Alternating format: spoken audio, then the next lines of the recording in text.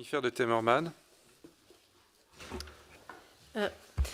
Monsieur le Président, Messieurs les ministres, chers collègues, dans le temps qui m'est imparti, je tiens à aborder 2 points. En premier lieu sur le court terme, puis sur les projections à long et moyen terme.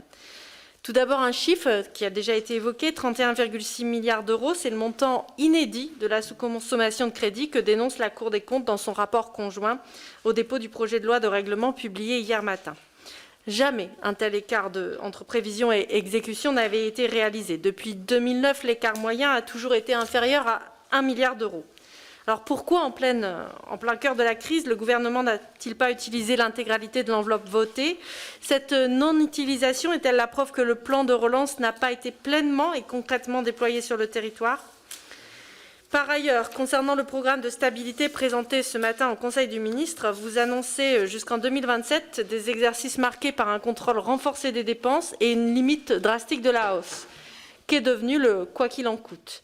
Les autres États annoncent des plans de relance et des mesures substantielles sur les années à venir. 1 900 milliards de dollars pour les États-Unis, 352 milliards de livres sur 3 ans pour le Royaume-Uni.